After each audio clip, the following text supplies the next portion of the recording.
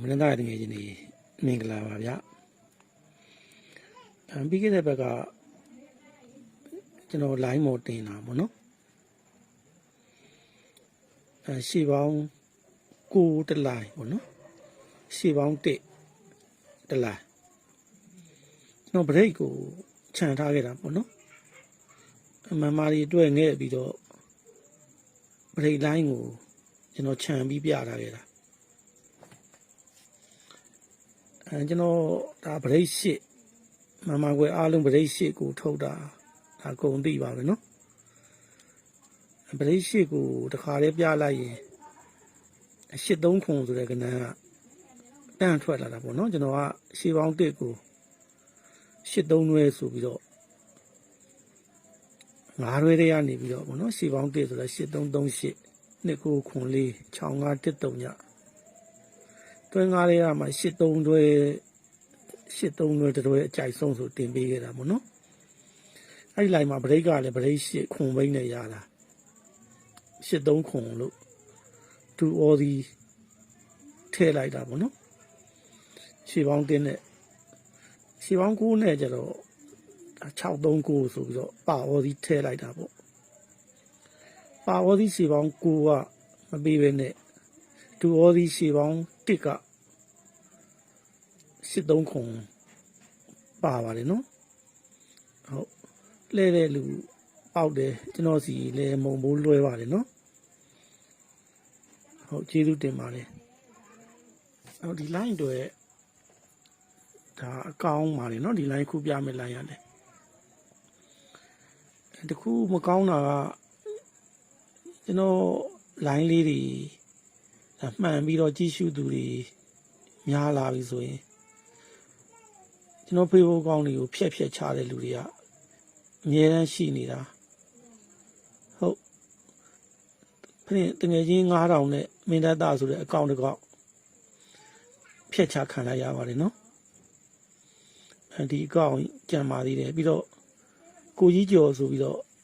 ကျွန်တော်ရဲ့ 3D တည်တဲ့ဗမာလူကိုကြီးကျော်ပါနော်အဲ့ဒီကောင့်ကြံပါသေးတယ်ပြီးတော့မနေ့ဖြင့်ကမှမင်းတပ်သားဆိုပြီးတော့ကျွန်တော်အကောင့်တစ်ခုထပ်ဖွင့်ပါမယ်နော်အခုလက်ရှိ live လွှင့်နေတဲ့အကောင့်က Messenger report ထုတ်ခံထားလို့အကောင့် Facebook တော့သုံးလို့ရတယ် Messenger ပြည့်နေပါလေမမဝင်နေတဲ့တငယ်ချင်းတွေကအခုကျွန်တော်ပြမှာတော့၄နှစ်ချာစီပေါ့နော်ဟုတ်ကျွန်တော်တို့ဒီတော့၄နှစ်ချာတော့2 ၄နှစ်ချာတော့1 ၄နှစ်ချာတော့3ည3နှစ်1 3ညပေါ့နော်အဲ့ဒီအောက်မှာထိပ်စီးနောက်ပိတ်ဒီ3ထိပ်စီးနောက်ပိတ်ဒီ3ထိပ်စီးနောက်ပိတ်ဒီ3ထိပ်စီးနောက်ပိတ်ဒီ3ပေါ့နော်ထိပ်စီးနောက်ပိတ်3ထိပ်စီးနောက်ပိတ်3ထိပ်စီးနောက်ပိတ်3ထိပ်စီးနောက်ပိတ်3အဲ့ဒီ3တွေကဒီပရိတ်3 4နှစ်ချာပရိတ်3 4နှစ်ချာပရိတ်3 4နှစ်ချာပရိတ်3 4ကပါမယ်နော်အဲ့ဒီ3တွေကိုပရိတ်9ပရိတ်1 3ပိတ်နော်ပရိတ်9ပရိတ်1 3ပိတ်ဒီ3ပရိတ်9ပရိတ်1ရှေ့ပေါင်း3ဒီ3ပရိတ်9ပရိတ်1 3ပိတ်ဒီ3ပရိတ်1ပရိတ်9နော်ပရိတ်1ပရိတ်9 5ပိတ်ပရိတ်1ပရိတ်9 5ပိတ်ဒီ3ပရိတ်1ပရိတ်9ရှေ့ပေါင်း5ဒီ3နော်ရှေ့ပေါင်း5ဒီ5ပိတ်ပရိတ်8ပရိတ်9 3ညပိတ်ဒီ3ပရိတ်8ပရိတ်9ရှေ့ပေါင်း3ညဒီ3ရှေ့ပေါင်း3ညပိတ်ပေါ့နော်ပရိတ်4ပရိတ်3 6နောက်ပိတ်ပရိတ်4ပရိတ်3 6နောက်ပိတ်ဒီ3ပရိတ်4ပရိတ်3ရှေ့ပေါင်း6ဒီ3ရှေ့ပေါင်း6ဒီ6နောက်ပိတ်ပေါ့နော်သူ့ရဲ့ဖရိန်ကဒါကျွန်တော်တို့69ခုနှစ်2ဦးကနေစတည်တဲ့ဖရိန်ပေါ့နော်3ခါ2ခါ1ခါ3ညခါအဲ့3နှစ်1 3ညကို8ခွန်6 5လို့ရိုက်တဲ့ line ပေါ့နော်3နှစ်1 3ညရဲ့ပါဝါလန်8ခွန်6 5 4ခွန်5ဒီ8ခွန်6 4ဒီခွန်8ခွန်ခွန်6 3ဒီ6 8ခွန်6 6နှစ်ခွန်ဒီ9 8ခွန်6 9သူရတာပထမဦးဆုံးခရင်ပေါ့နော်3ခါ2ခါ1ခါ3ညခါ3နှစ်1 3ည3နှစ်1 3ညကိုပါပါလန်တော့8ခွန်6 9ဒီခွန်9ဒီ8ခွန်6 4ဒီခွန်6 3ဒီ6 6နှစ်ခွန်ဒီ9 8ခွန်6 9အဲ့ဒါကိုမှအခါ3နှစ်1 3ညနဲ့ပေါ့နော်ဘရိတ်ကိုဘရိတ်1ဘရိတ်3ဒီ3ဘရိတ်1ဘရိတ်ခွန်ဘရိတ်ကိုဘရိတ်1 3ဘိတ်ဒီ3ဘရိတ်1ဘရိတ်ခွန်5ဘိတ်ဒီ3ဘရိတ်8ဘရိတ်5 3ညဘိတ်ဒီ3ဘရိတ်4ဘရိတ်3 6နောက်ဘိတ်ဒီ3အဲ့ဒီ3တွေကိုရိုက်တဲ့ချိန်မှာခုနက8ခွန်6 5ပါဝါလန်3နှစ်1 3ညကိုပရိငါရှေပေါင်း8 5 8ပရိ3ညပရိငါရှေပေါင်း8ပရိ3ည5 8 3ညဒီ3လို့ဒါ3နှစ်1 3ညပြန်လိုက်လာမှာပေါ့နော်ပရိပရိခွန်5ဘိတ်ဒီ3လို့ရိုက်ပြီးတော့ဒီကပရိ4ရှေပေါင်း6ပရိ2ပရိ4ရှေပေါင်း6ပရိ2ဒီ2ဆိုပြီးတော့3နှစ်ဆိုပြီးလိုက်လာနော်3နှစ်ပြီးတော့1ပေါ့ပရိ8ပရိ5 3ညနောက်ဘိတ်ဒီ3အဲ့ရမှာပရိ4ရှေပေါင်း1 4 1ပရိ6ပရိ4ရှေပေါင်း1ပရိ6 4 1 6ဒီ1 3နှစ်1 3ညလှည့်ပေါ့နော်ပရိပရိ3 6နောက်ဘိတ်ဒီ3ဆိုတာလည်းရိုက်သွားပြီလွတ်နေတာဒီပရိ9ရှေပေါင်း8ပရိ3ပရိ9ရှေပေါင်း8ရှေပေါင်း3 9 8 3ဒီ3ည3နှစ်1 3ညပြန်ရိုက်တယ်ပေါ့နော်3ခါ2ခါ1ခါ3ညခါ3နှစ်1 3ညပါဝါချင်းပြီး8ခွန်6 5 4ခွန်5ဒီ8ခွန်6 4ဒီခွန်6 3ဒီ6 6နှစ်ခွန်ဒီ9 8ခွန်6 5လို့ပြန်ရ8ခွန်6 5ကိုပြန်ရပြီပထမတည်းတဲ့3နှစ်1 3ညကိုပရိ5ရှေပေါင်း8ပရိ3ည5 8 3ညဒီ3ပရိ4ရှေပေါင်း6ပရိ2 4 6နှစ်ဒီ3နှစ်ပရိ4ရှေပေါင်း1ပရိ6 4 1 6ဒီ1 3နှစ်1ပရိ9ရှေပေါင်း8ပရိ3 9 8 3ဒီ3ည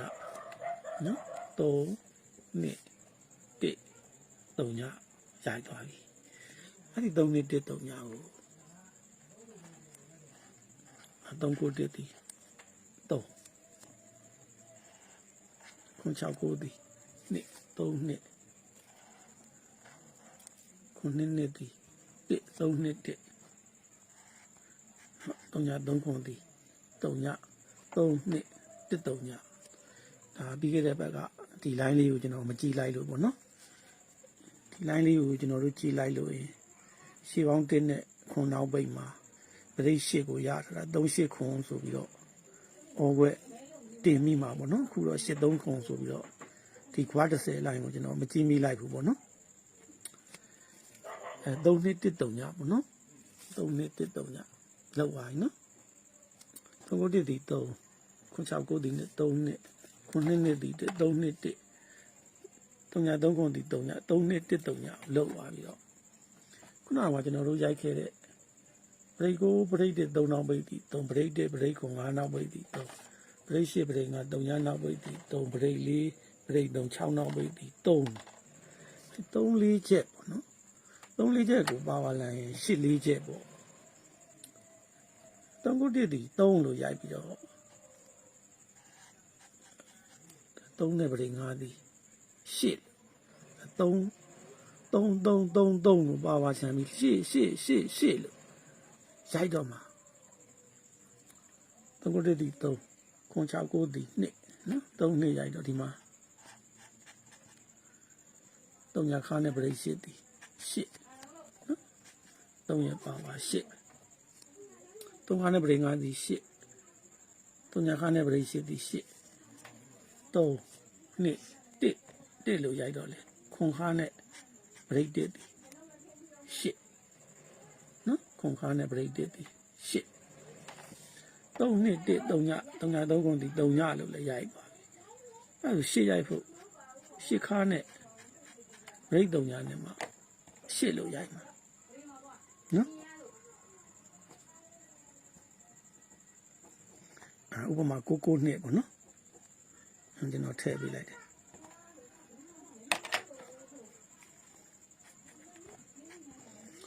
ရှေ့ရိုက်ဖို့အတွက်ကျွန်တော်တို့ကဘူပရိတ်ရှစ်တွေဘာလို့ရိုက်တာလဲဆိုတော့လည်းသိပြီးသားပေါ့နော်ထိပ်စီးနောက်ပိတ်တီ3ထိပ်စီးနောက်ပိတ်တီ3ထိပ်စီးနောက်ပိတ်တီ3ထိပ်စီးနောက်ပိတ်တီ3နော်အဲ့ဒီ3တွေကိုဒီမှာ3ဒီမှာ3ဒီမှာ3ဒီမှာ3အဲ့ဒီ3တွေကို3ရပါပါ8တွေနဲ့ပေါ့နော်ဒီ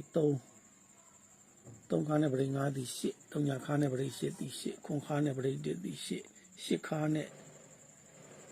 ပရိတ်3ညဒီ8ဘူပရိတ်ဒီ line လေးမှာကျွန်တော်မဖြစ်မနေပေါ့နော်ကဏ္ဍမှာတင်ပေးပါမယ်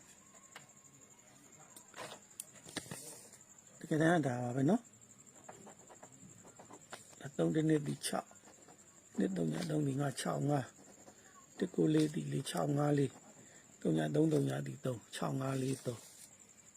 နော်6 5 4 3ဒါမြုပ်ွက်ပေါ့နော်3နှစ်1 3ညလို့ရိုက်ပြီးတော့ထိပ်စီးနောက်ပိတ်3ထိပ်စီးနောက်ပိတ်3ထိပ်စီးနောက်ပိတ်3ထိပ်စီးနောက်ပိတ်3 3နှစ်1 3ညရဲ့3 3 3နေရိုက်လက်ချိန်မှာသူက6 5 4 3ဆိုတာစီးတစ်ခု6 5 4 3ရဲ့ပါဝါ1 3ည9 8နော်6 5 4 3ရဲ့ပါဝါ1 3ည9 8ရိုက်တော့ချက်ချိန်မှာရှေ့ပေါင်း1ရိုက်တော့မဲ့ချိန်မှာရှေ့ပေါင်း3ညရိုက်တော့မဲ့ချိန်မှာရှေ့ပေါင်း9ရိုက်တော့မဲ့ချိန်မှာရှေ့ပေါင်း8 1 3ည9 8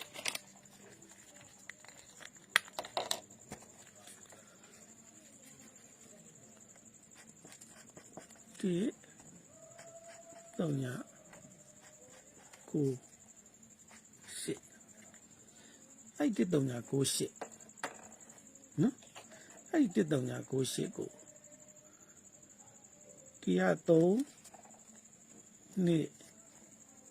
1 3ညရယ်နော်3နှစ်1 3ညရယ်နော်3နှစ်1 3ညရယ်3နဲ့ပရိတ်5ဒီ8 3ညနဲ့ပရိတ်8ဒီ8ခွန်နဲ့ပရိတ်1ဒီ8 8နဲ့ပရိတ်3ညဒီ8ဆိုတာတွေက8ဆိုတာတွေကအဲ့ဆိုဒီမှာ1 3ည9 8 1 3ည9 8ဆိုတာခုနက6 5 4 3လာတာကျွန်တော်တကယ်ကြီးရှင်းနေနော်အဲ့ဆိုရင်ရှေ့ပေါင်း1ရှေ့ပေါင်း3ညရှေ့ပေါင်း9ရှေ့ပေါင်း8 1 3ည9 8 3ထိပ်ပရိတ်3ပရိတ်5 3 3 5ဒီ1ခွန်ထိပ်ပရိတ်5ပရိတ်8ခွန်5 8ဒီ3ည1 3ညခွန်ထိပ်ပရိတ်1ပရိတ်1ခွန်1 1ဒီ9ရှေ့ပေါင်း9 1 3ည9ဒီမှာ8 3ညထိပ်ပရိတ်8ပရိတ်3ည3ည8 3ညမှာ8ဖြစ်မှာ1 3ည9 8ကို1 3ည9 8နဲ့ဖြည့်ဖို့အတွက်ဘူပရိတ်အမှပြီးပြပေးမယ်ဆိုတာကဒီမှာရှုပ်ရမှာနော်ရှုပ်ရမှာသူလို့တဲ့တင်းနဲ့တောင်းလေးတင်းနဲ့တောင်းလေးတင်းနဲ့တောင်းလေးဒါပြီးခဲ့တဲ့ဘက်ကတော့မမတွေငဲ့ပြီးတော့ကျွန်တော်ဗရိတ်မပြဘဲနဲ့ရှေ့ပေါင်းနေနဲ့အတွဲနဲ့တင်ပေးလိုက်တာပေါ့နော်ဒီကဗရိတ်လဲပြမယ်ကနန်းလဲပြလိုက်ပါမယ်နော်ကျွန်တော်အားနာလို့ဒီ1နဲ့3လေးဒီ3ညနော်1နဲ့3လေးဒီ9 1နဲ့3လေးဒီ8 1 3ည9 8အောင်လုပ်ငန်းလုပ်နော်ဒီ1 3ည9 8ဆိုတာ6 5 4 3ကလာတာ6 5 4 3ကိုဘယ်လိုခွဲထားသလဲဆိုတော့3နှစ်1 3ညနဲ့3 3 3 3လုံးနဲ့ခွဲထားတာပေါ့နော်3နှစ်1 3ည3နှစ်1 3ည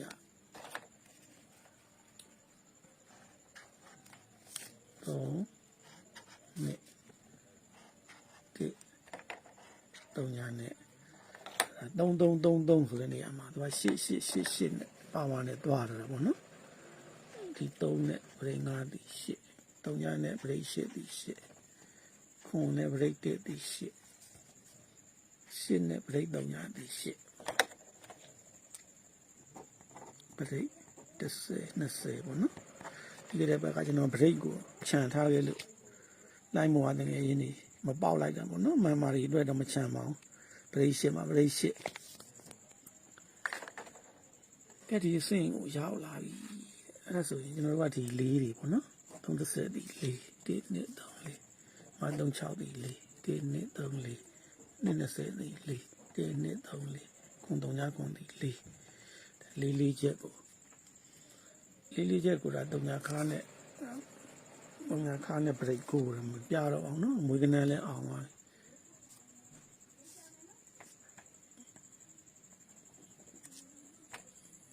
့ဒါလေးမပြတော့ဘူးနော်ဒီလေးတွေကဒီတစ်ပတ်ပြမယ်နော်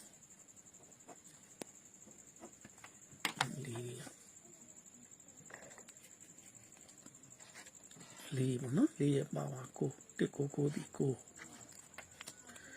ဒီလေးရဲ့ပါဝါကို6လေးဒီကိုဒီလေးရဲ့ပါဝါကို2 5ဒီ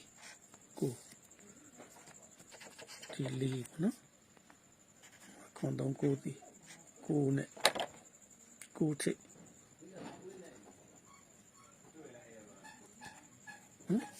9ထိ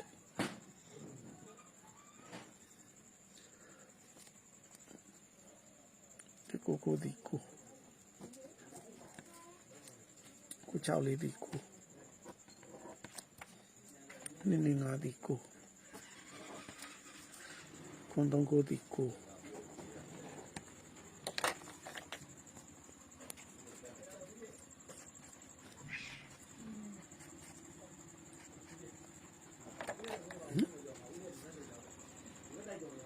နှလုံး6နဲ့နောက်ပေါင်း6ဒီ2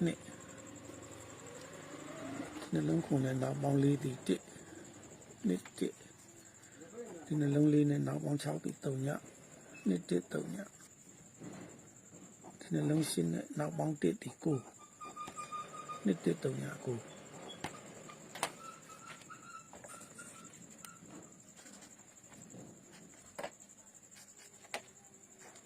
ဒီ1 1 3ည9ဆိုတာနော်9 1 2 3 4မှာ3ည1 2 3 4ဒီမှာ1 2 3 4မှာ2နော်2 1 3ည9အဲ့2 1 3ည9ဒီနှလုံး6နဲ့ဒီနှလုံး6ဒီနှလုံး9နဲ့ဒီနှလုံး4ဒီ1 2 1ဒီနှလုံး4နဲ့ဒီနှလုံး6ဒီ3ည1 1 3ညဒီနှလုံး8နဲ့ဒီနှလုံး1ဒီ9 1 1 3ည9ထိနဲ့နောက်ပေါင်း1